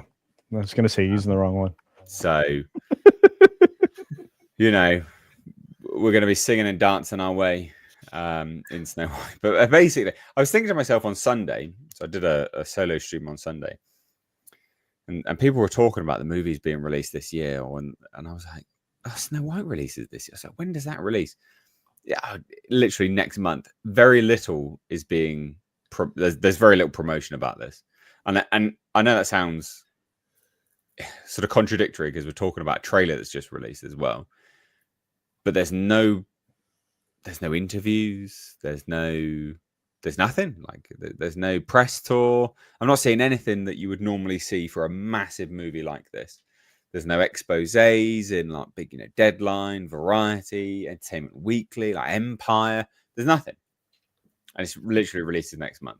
Very weird. That's peculiar. Weird. But then is it that weird? Weird. When you look at, say, this, for instance. So this released 4 days ago. 1.8 million views. It's just a little teaser trailer. It's a minute long. 122,000 dislikes. And one more. 5.7 thousand likes. They just, every single time, they're getting dragged. And this trailer specifically is an interesting one, actually. Because as you watch it, right, there's like a couple seconds here of her. And then it's predominantly her as a kid. Right? Quite a lot of her as a kid. Then it's... God, fucking the state of it.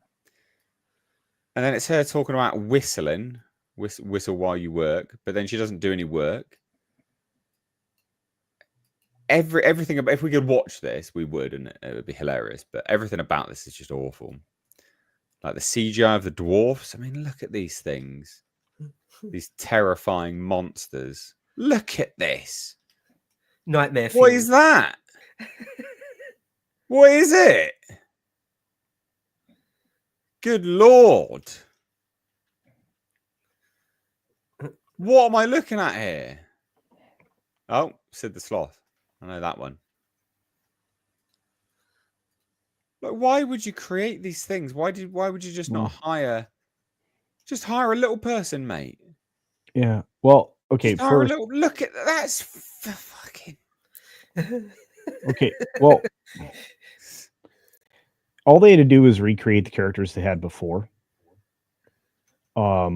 Which they actually have 3D modeled all the way like you wouldn't even imagine. How do I know that? Because they built an attraction in Disney World called the Seven Dwarfs Mine Train, where they had to 3D model the characters from the original animated series, so they could have just reused those structures to build on the actual like skins, right? And then to articulate all the points, they already have those models built out, believe it or not, for that purpose when they animate those characters, because those animatronics required such detail. This thing is such garbage. I can't wait for the chat music version of this one. Mind you, every chat music version of any of these trailers has been bonkers sauce funny. So these are the comments, Bo. Well, what do you think, Bo? Just first and foremost, what's your thoughts on it all? I mean, it looks crap. I've just got no. Yeah, it was her eye issue, her ocular problem seemed particularly bad in a few of those. Now that's called hypertelorism, correct? Hypertelorism, that's correct. Yeah, ocular hypertelorism seemed particularly bad. Yeah, it's just I just couldn't. The crux of it all, the reason why it's so unpopular, isn't it? Obviously, we've said this a number of times, is that it's dunking on something that's loved by white people, by white Northwestern European culture, and it's subverting that as sort of as hard as it can. People don't like it, right? It's not like people of color throughout the world are waiting for Snow White to be subverted, so they're not on board. They're not loving it, right? So it's basically still aimed, in essence, at Snow White fans or people that should be fans of the story, the concept, and so nobody likes it. Well, this is for self-hating white liberal people or something, and so no one likes it. Not anyone's going to like it. Yeah, it looks crap. I certainly won't. No way I would go and see it. And even if it what about if I asked you to watch it for this show? Sorry. What if I asked you to watch it for this show?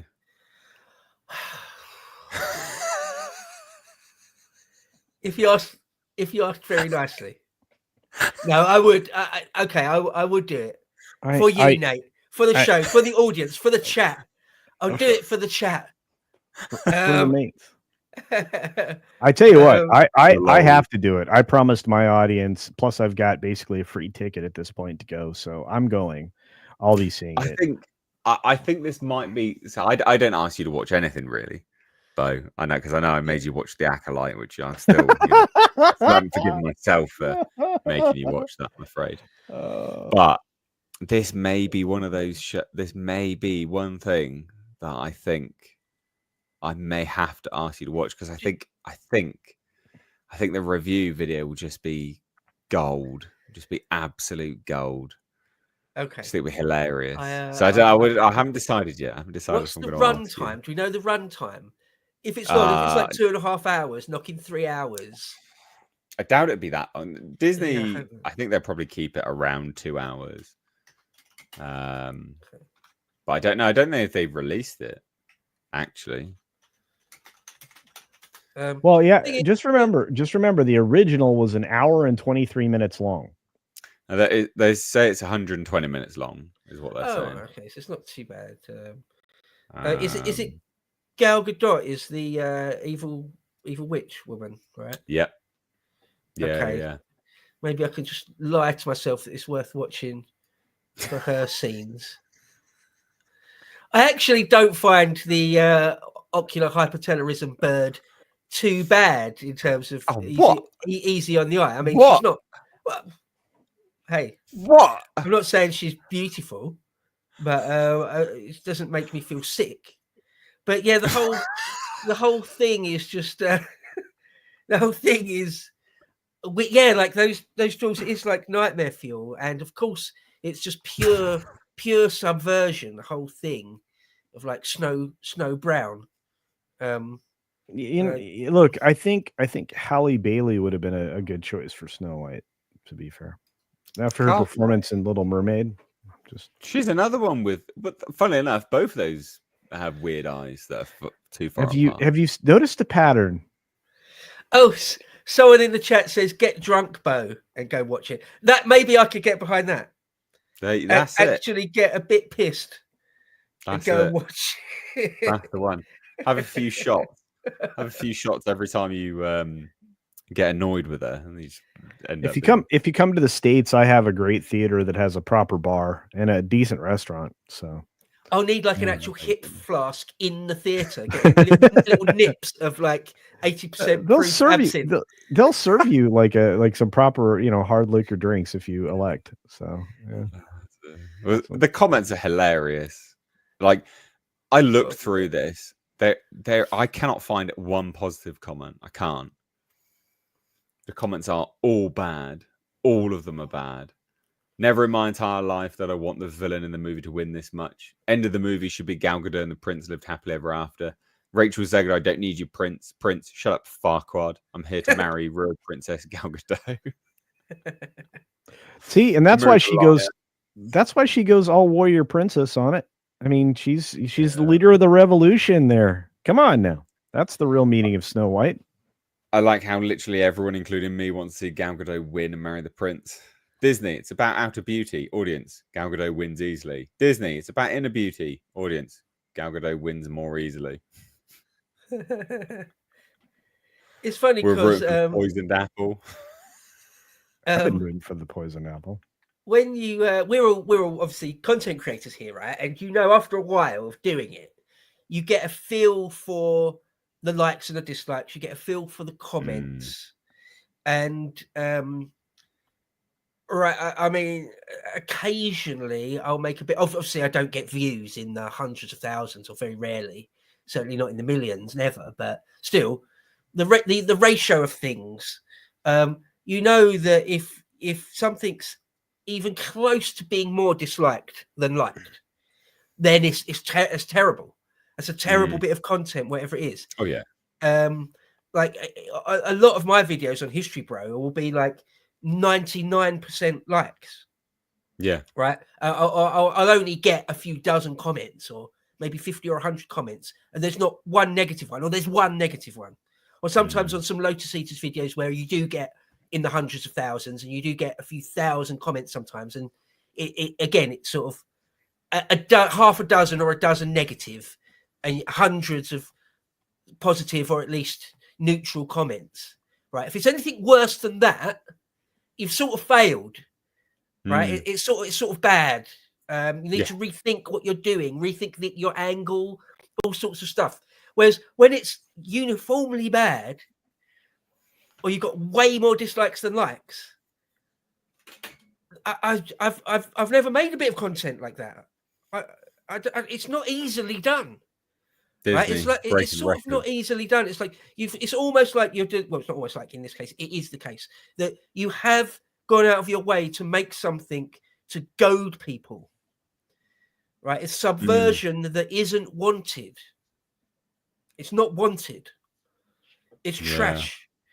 So, I mean, I can hate watch this, Nate. If you want me to go, I'll get a couple of beers and a shot or two in me, and I'll go. Honestly, I'll go and hate watch it for you. I think it. I reckon so. We've got some donations for you specifically to go and watch it for the price of the ticket. Olaf super chat $6 and says, "My donation for Bo to go.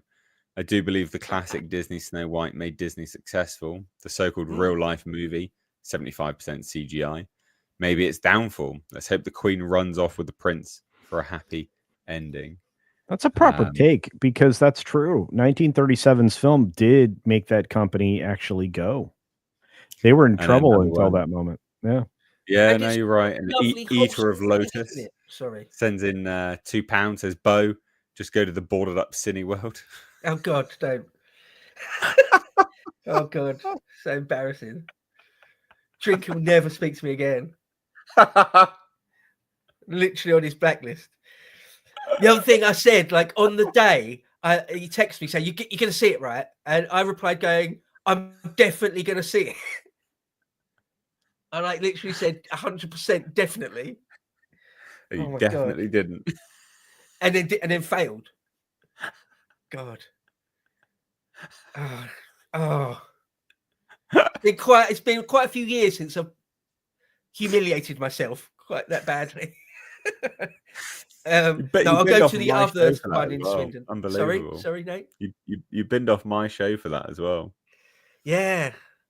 Oh, because I've been on him ever since it was known that there's definitely going to be a Gladiator 2. I was like, dude, please let me come on for that. And I mean, I only messaged him like 3 times or something, but I was like, remember you said one time I could come on and do that? It's going to happen, right? Please, sort of a thing. And he was like, yeah. You didn't even fucking watch the movie. I tried. I tried. When I got there and it was boarded up, it was like a bit of a cold sweat. It's like turning up for your exam, and it's like the exam was yesterday. Sort of like a cold sweat. Like, oh my god, like this isn't happening. This isn't happening. Anyway, shit. I just realized I was muted. I was like, you realize I could have just sent you a screener, right? Oh, it's amazing. I did not think of that. Could have just done that if that was. I didn't know that was a possibility. Yeah, sorry. Shit. Very funny. Yeah. So, well, okay. If you can, if you could send me a version of it, so I don't have to actually go out and spend money on it, that I'd be much more just like. Just do it a couple days in advance, because I don't hang on to that stuff. I delete the crap out of it. I would not have enough space on my computer for all that. It's crazy. We've got another super chat here. I'll take care of it. Flying blind on a rocket cycle. Can we set up a GoFundMe for Bo's bar? Yes. Yeah, I'll only do it if I can get drunk on the most expensive, like Remy Martin or champagne or something. Only then. Bo refuses to go without a bottle of Dom, kids. So watch out. Yeah, it's got to be 300-year-old cognac or nothing. Yes, roll out the Louis. There you go. Jeremiah Hombre says, let's not forget Culture Casino was a model for the movie. Oof. Which movie? Right. This one, mate. You're one of the dwarfs, aren't you? That's what the implication is, isn't it? That's what was there. One of them does kind of look a bit like me. That's fair. Where are they? There's a picture of all of them. I think. Where is it? Hi ho! Yeah, see, and you know what? At least that plays on 2 levels now. When they're singing that around Rachel, hi ho, hi ho. Anyway, God damn. All right, cool. So funny. Anyway, this movie's gonna bomb. I think we may all have to watch it just because I think it'll be funny. But we'll see. Look, see. I'm that guy on the end in red. I think you're that one, aren't you? I don't know, maybe. It's just the beard, isn't it? Yeah. Like, I think the beard used to be like here. I was rocking Santa, beard. Yeah. Now it's like but like I said, it grows back fast. So we're already another inch down from where I cut it. And yours is growing in nicely, Bo. I finally gave mine a trim just the other day because it was getting a bit wild, man. But yeah, surprising how many comments I get about my beard. So it's not that interesting. People on the internet, people on the internet love to comment on everyone's looks, even when your content is nothing to do with your looks at all. It's just the weirdest thing. Like, I get it all the time. It's like, I'm not talking about what? Why? No, stop. Like, we're not talking remotely about anything aesthetics. Stop. Quite a lot of people care more about my beard than I do. Yeah. Right. Anyway, let's move on from this hilarious topic. So we got a super chat here from Larry Quadowitz for $10. Says, "Hello, Miss H, Culture, and Bo. Can you do your impressions of the lament configuration bell toll chime sound when the box is opened? Lol, thanks. Also, have you thought about visiting the real Hellraiser house? I think it's in the UK. I didn't know it was in the UK because I thought they filmed it in America for the UK, or I'm thinking they filmed it in the UK for America. I can't remember which, but I'll have a look. I mean, I can't do a bell toll chime bloody sound. Are you joking me? Come on now. I'm not doing an impression I don't know of a what bell either of those things are. So, I'm afraid. Hellraiser's a movie. It's Yeah. Oh, sorry. No, I've seen all the Hellraiser films. I didn't know there was a real house. That's new to me. I've seen Hellraiser 1 like about 5 times, but I didn't know there was a real house. So the house the house in the movie is it was a real house that they actually filmed. In so England, they filmed all that in a real place. Okay. So I presume that's what he's referencing. I know, but I can't do a bell toll chime. How am I supposed to do a bell toll? Yeah, I can't do that. God, Larry, you said lol, so I'm gonna. I can't. Bong. There you go. Done. What? He's asking me to do an impression of a bell toll chime. So I'm like, bong. I don't know. How would you do it? You do it then. What was the wording again? What was it? What was the wording of the can you do thing? your best impressions of the lament configuration bell toll chime sound when the box is opened? What does that mean? What box? What? Sorry, I don't know. Hellraiser box. Oh, that. Okay, sorry. I'm being so slow. Okay, sorry, got it. Right. I can't remember even how it goes. I've seen all those films a number of times. Come on, you've seen them all, mate. You can do a great impression. I can't remember how it goes. Just try. I'm just thinking of a doorbell. Bing, Ding dong.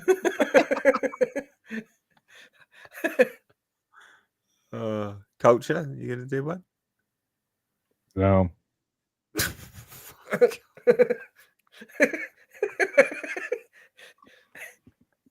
No.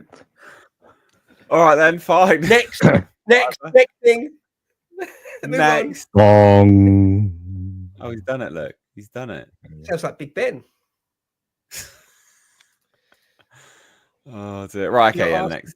Speaking of Big Ben, there seems to be a TikTok trend now where ladies are taking their plastic phalluses out onto the street and performing oral activities on them on the ground. What the fuck are you watching on TikTok, mate? What? No. It's actually a news bit now. It's being covered widely. What news are you looking at, mate? I've not seen that. The New York Post. A new one to me.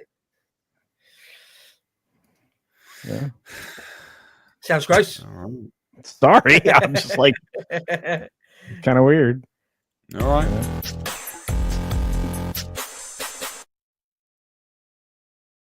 Speaking of kind of weird. All right. So, this is an article on the Sun. Obviously, we all know the Sun is a shit rag. Like, we all know that. But what they say here is it parrots what I've been saying, right? And so, from the sources which I've had, what I've corroborated, this is mainstream media catching up. And coincidentally, after this news broke, there were several other articles saying very, very similar things from unassociated media outlets from the Sun. So it's all worthwhile taking a look at anyway, because when mainstream media starts talking about the stuff which, I've been covering for like a year or so, it's always fun when they catch up. It's like, oh, okay, you finally caught up. But it's interesting. So Doctor Who is facing an axe as lead star Ncuti Gatwa quits amid woeful ratings and fans' fury at woke storylines. So a lot of this is just basic truth. So the recent series suffered abysmal ratings, with fans outraged by the BBC shoehorning wokery into storylines. That's true. It's had the worst ratings of any Doctor Who ever. So that's true. Bosses have apparently postponed any decision until Ncuti's second season is aired. We know that anyway. So they're supposedly waiting for. Basically, they're waiting for Disney to confirm or deny whether they're going to give them some more money or not. Because the BBC's already admitted that they can't make this show without a partner. They've already admitted that. But yeah, apparently it's already believed. Ncuti Gatwa is believed to have already filmed his regeneration exit scene.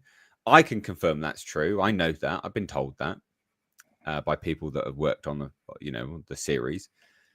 And crew fear that the BBC will shelve the show after 62 years. So an insider says Ncuti doesn't want to be tied to the series beyond this and plans to relocate to Los Angeles with several Hollywood projects standing by for him. His team also sees a lot of fan backlash from the series and doesn't want the perception of him still being the Doctor to get in the way of any future work. That's smart.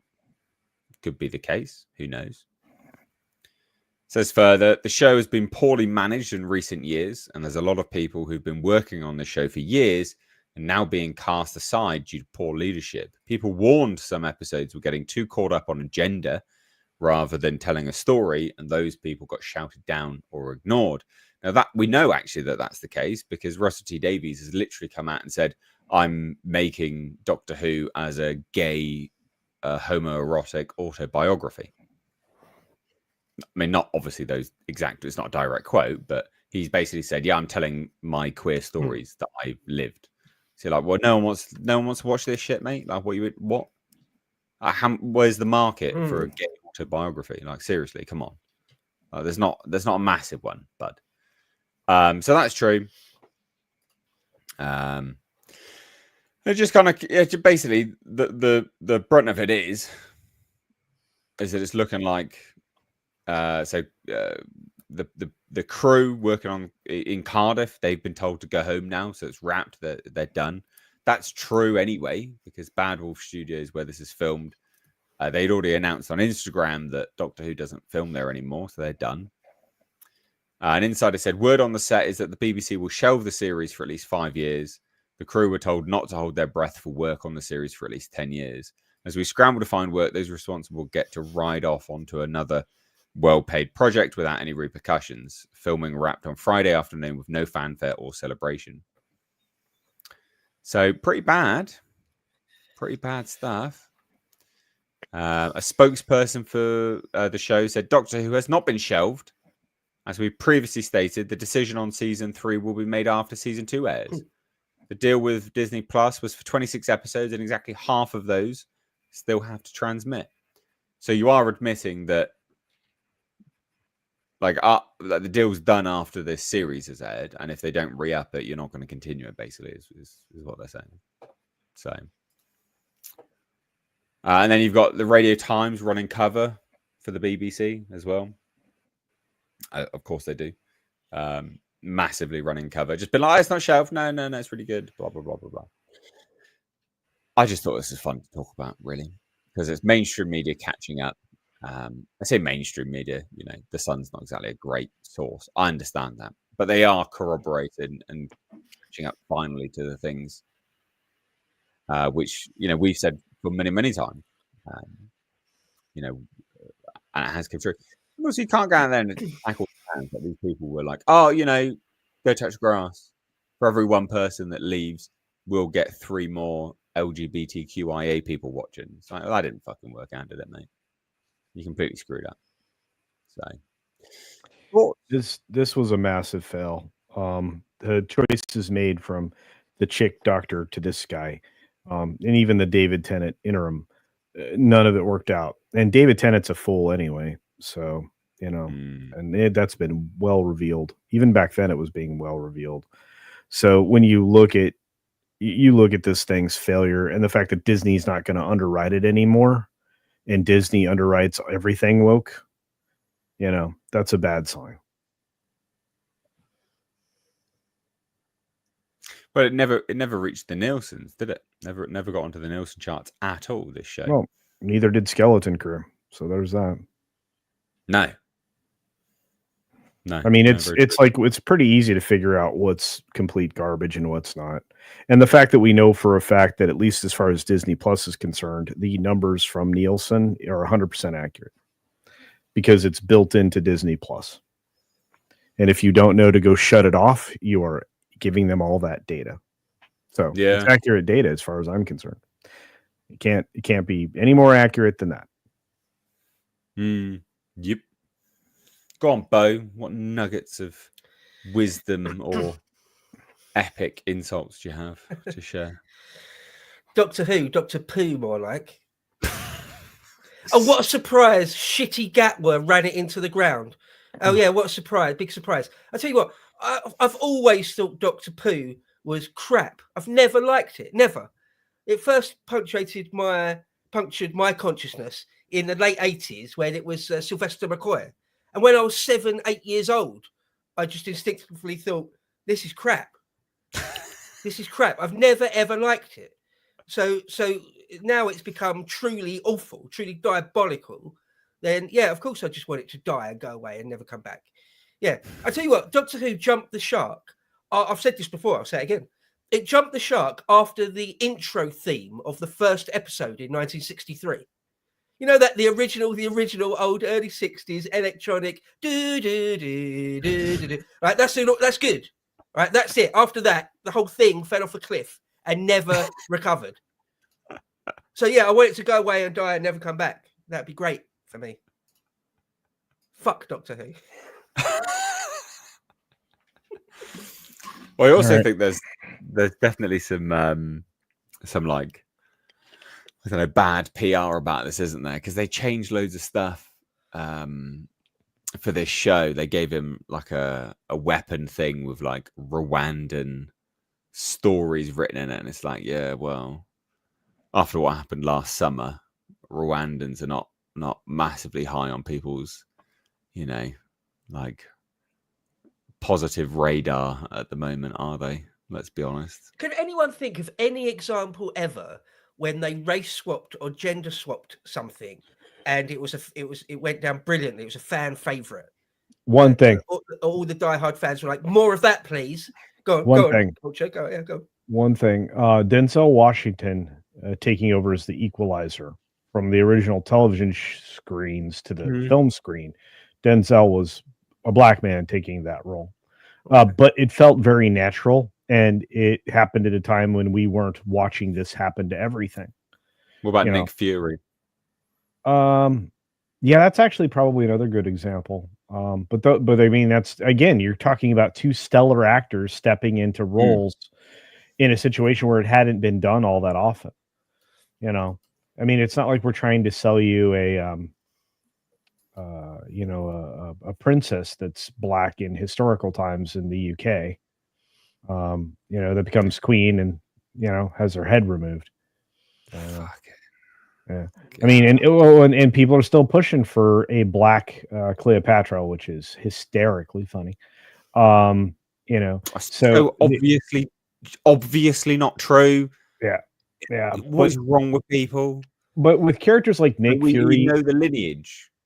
Yeah, Greek Macedonian. We know the lineage. Yeah.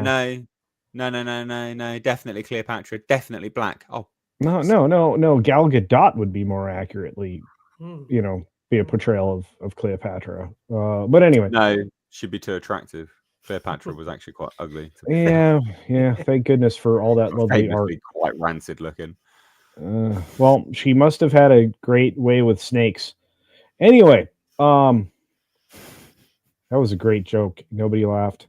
All right. Anyway, we all laughed. What's wrong with you? All right. Well, anyway, whatever. We'll move on from this. Well, no, he asked a question. I was like, with very limited exceptions, I think that you just can't and shouldn't do it, especially not in pop culture. Once something's established, you just can't go back and, change the horse. It just doesn't work. Yeah. Doctor Who, I look forward to hearing that it's cancelled. It's going to be very funny. And I look forward to all the excuses that they give, because that's always the fun part. Is like, well, actually, we did it. We didn't really cancel it. We just didn't renew it. You should fucking cancel it then. Yeah, it's having a nap. We're just not going to bring it back for 10 years. Oh, yeah, okay, yeah. So you cancelled it then. I love the excuses, so I'm looking forward to that. But yeah, we'll move on. Cool, right. We'll bring on Nick. So late to the party. We've only got one topic left, mate. Hey, I came in for the grand finale. It's not a very good grand finale, but yeah, it's all right. Dear. All right, well, cool. Yeah, I thought this was a fun one just to cover because okay, let's get to this.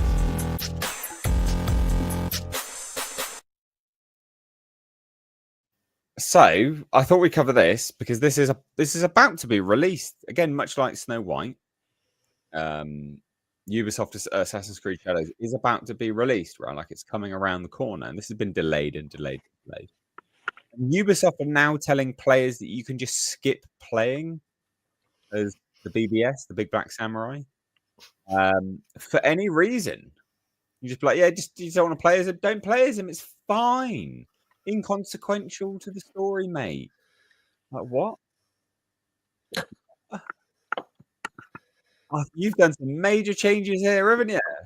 You've done some major changes here, considering he was front and center in the trailer, considering in all of the little demos that have been released, he's hacking up Japanese NPCs left, right, and center. All right, not liver with him. Yep, push this game back twice. It's crazy. So this article says Ubisoft appears to be making a last-ditch effort to salvage the game. Now telling players that they can skip playing as Yasuke, the game's controversial Black Samurai protagonist, for any reason. So this phrasing used by creative director Jonathan Dumont in a recent interview with Screen Rant has many interpreting it as Ubisoft quietly acknowledging the widespread... Obviously, it's them acknowledging that people were pissed and trying to get around it. Like, obviously it is. So in the interview, Dumont assured players they can focus on playing as either protagonist in the game while ignoring the other without missing out on core gameplay. So the gay woman? Yeah, well, yeah, those are the two players, isn't it? Yeah. Says, I don't think you're missing out on things too much, Dumont said, regarding skipping one of the game's primary protagonists. I think it's more on your preference to say, okay, I'll see how the game will adapt a little bit to the character if you choose one over the other. If you prefer one character for any reason, you can play quite a bit of the game using one of them. Huh. Right. Huh. Maybe just make characters that aren't sort of roundly despised. Maybe do that. Yeah, that is a revelation. That's a revelation of an idea there, isn't it? Just make characters that aren't shit. Make characters that are actually, I don't know, serve a proper, like, what? No one thinks fucking feudal Japan. No one thinks, yeah, massive black African. No one thinks that. Why did they do it? Well, we know why they did it, obviously. But that's why it's so egregious. Because when you think of quintessential feudal Japan, there is no African in there. There's none. No Africans appear in feudal Japan in your quintessential mind's eye. And so absolutely, it's so egregious that you know full well the reason why they did it. God, fucking just idiots. Absolute idiots. Absolute idiots. I like how they've screwed up so much though. Just yeah. Am I missing anything else in this culture that's reasonably worthwhile pointing out? Well, as somebody who runs a game channel, I will say this. You do. This game is in big trouble sales wise. If they delayed it again, it might be to make it so you don't have to play the Big Black Samurai at all, but you're still going to have to. What did I say that wrong? No, it's just funny. Okay. But yeah, I think that would be the only reason to delay it further. I had heard that they were pushing it back to the very last day of the quarter for its release. Regardless, I mean, this is still quite a distance out from when they had originally wanted to release this game. If they delay it again and they missed the quarter, then they will have gone multiple quarters telling investors fraudulent information, lies. So I don't know whether they could push it again if they wanted to, despite the stories coming out. We're looking at approximately 300,000 pre-sales at best on this game. And they need this thing to send to hit somewhere between 4 and 11 million copies sold, in order to bring it in line with expectations. I don't think they could possibly do that. Their break-even number now, because of the additional expense they've had to take on with the delays,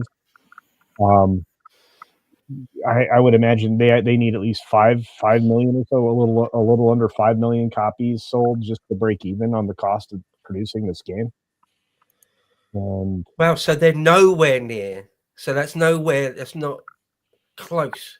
Well, it would be a step in the right direction after the performance of Star Wars, whatever that garbage was. The ugly, the chick that took a lot of damage from the ugly stick to her face.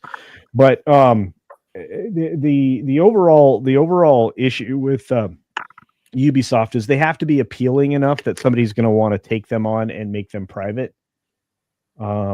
I mean, it's getting cheap enough, Elon could do it with the couch cushion money. But I mean, outside of that, they're doomed. They're going to have a bankruptcy sale. That's going to be like, and I said this months ago, that this is going to be like the yard sale of IPs if they can't, close the gap with this game. So it's sooner rather than later. And this will be, well, if they end up in bankruptcy or they fold, by the end of this year, I mean, my prediction of losing 10 to 12 studios is going to be right on line. You can't fail harder than that, can you? There's no failing harder than that. Not easily. All right, look, just forget about Assassin's Creed Shadows, all right? Tommy Reviews has told me about Yasuke Simulator. Okay, let's see it. Oh, hold on. Wait, that sounded good. Could you hear it? Oh, no, yeah, barely. It was barely audible. Oh, hold on. You need to reshare it. It looks great. Yeah. Holy shit. Oh my god, so I'm gonna need this. I'm gonna need this for tomorrow's that gameplay stream. So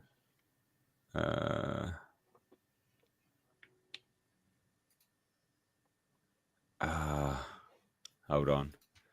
This is comedy gold right here.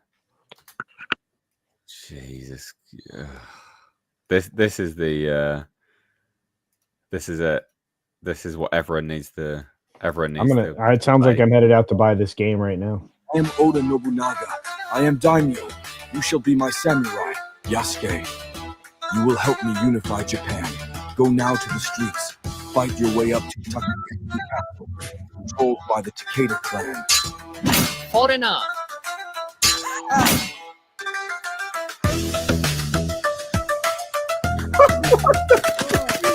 He's got a gun. Got machine gun. Oh wow! Sniper rifle. For the Takeda clan.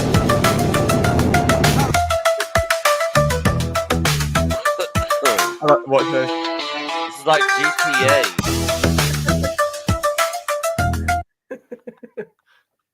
That's funny.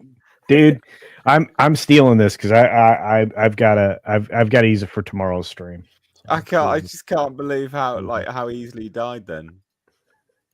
Just gets mowed down by some balls.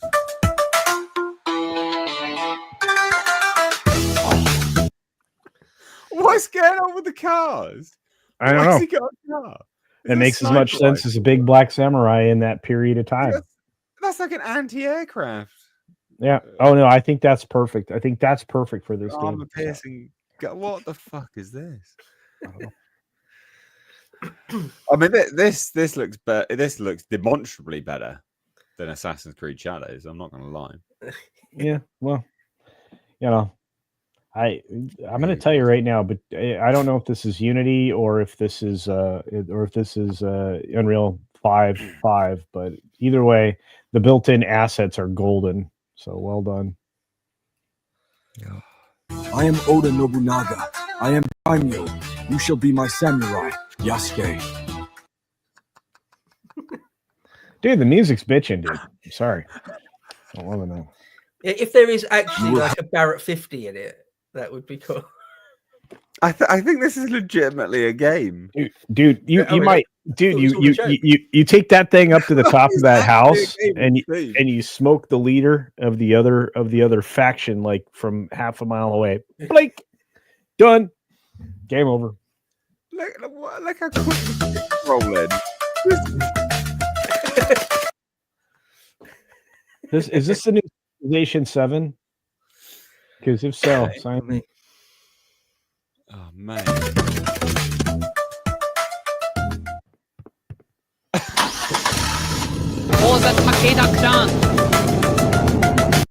Right, sorry. I've get. I love that, man. I've got to go find this. I got to go find it. And there's actually a game. It is literally a game. Play as Yasuke. Embrace your unique heritage as you navigate. Yeah, certainly unique.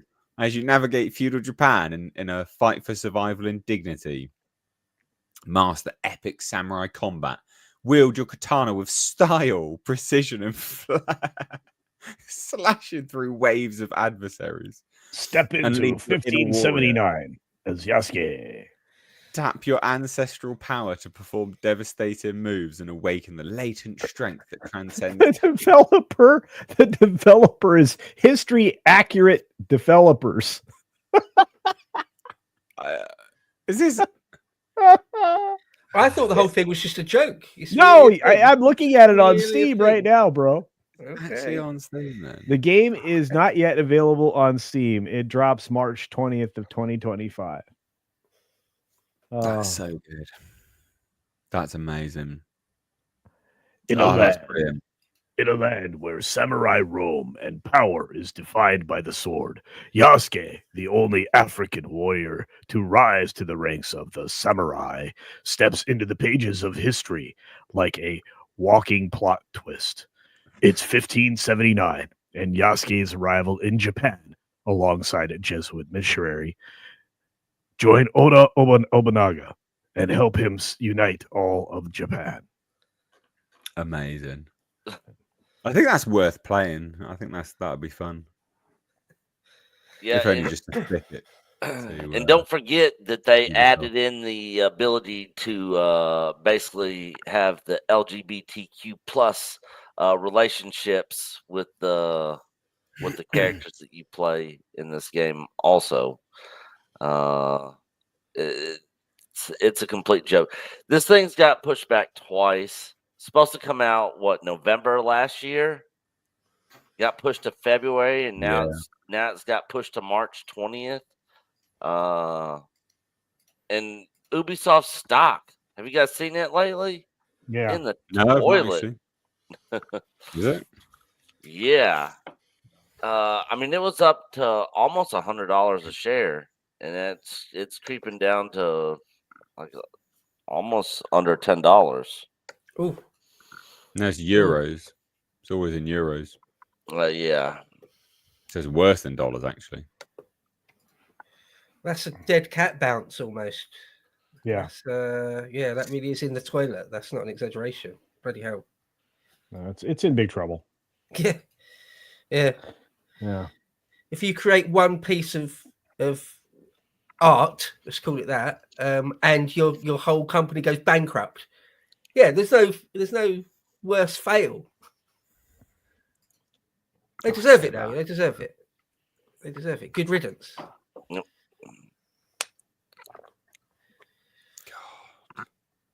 They've not done anything. They've not managed to get year to date. They've not managed to get above. What are they here?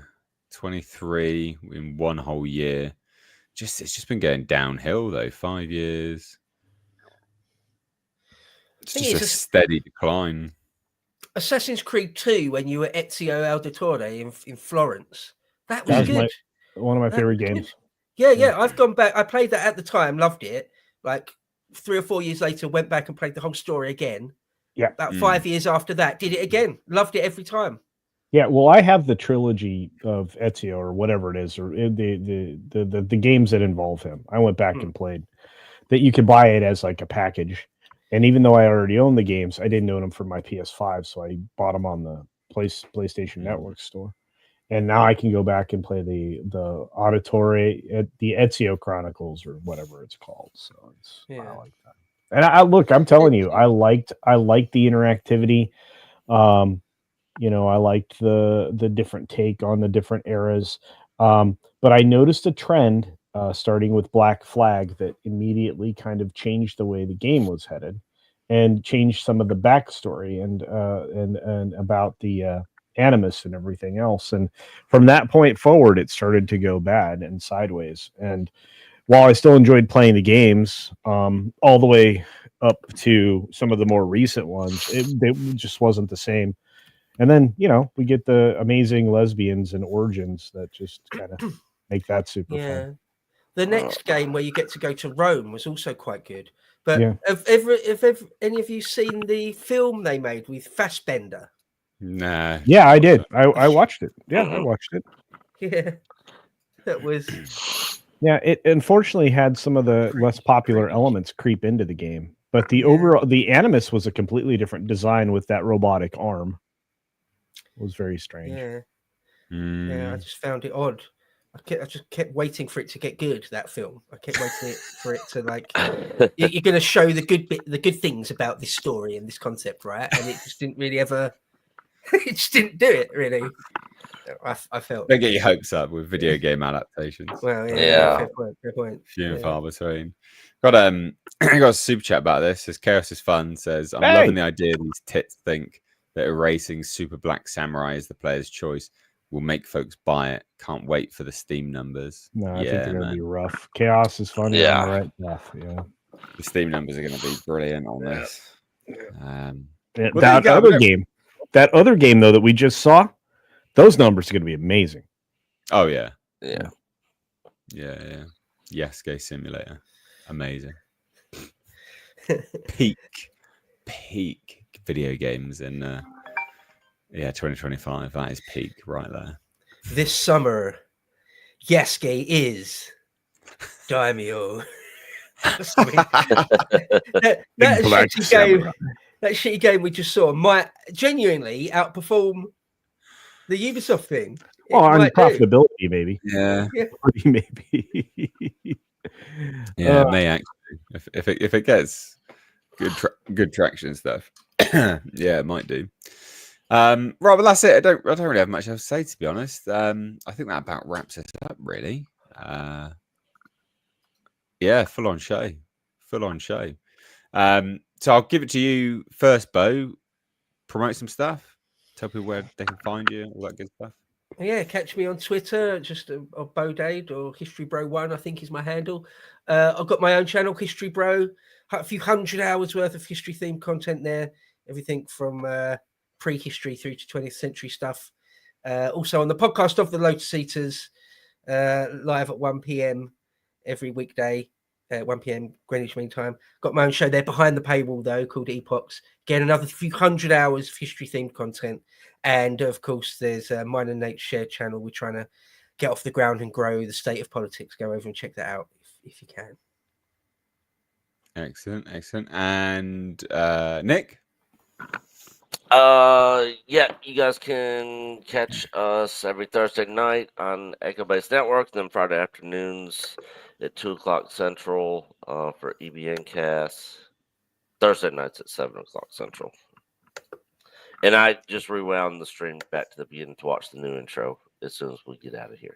EBN Cast? Yeah. Is on Fridays. Yeah, that's what I said. Okay. Yeah, Fridays at 2 o'clock Central. And then our weekly live stream Thursday nights at 7 Central. Okay. All right. Culture? Yeah, no, I have a YouTube channel you should all subscribe to. I'm crossing over 33,000 subscribers now. We're aiming for 100,000 by the end of the year. That's a pipe dream, but we can make it with your help. So do go over there and subscribe. It's absolutely free. I won't raise the price at all, ever. And you can check out an amazing lineup of videos and live streams. You get at least one of something every single day, sometimes 2 or 3 of other things. You don't know. Just turn on the notifications and enjoy. And if you want to become a member, thank you very much. I'll take your money and I will put it to good use, like buying new lights. Excellent. Well, thanks, guys. We'll be back on Thursday with another full-on stream. So, yeah, come join in on Thursday. Hit subscribe on the second channel, Mistakes Reviews Live Archives. That's where all these go after the fact. And also hit subscribe over on the State of Politics. That is linked down below. Hit subscribe. Anyway, cheers. Take care. Bye-bye now.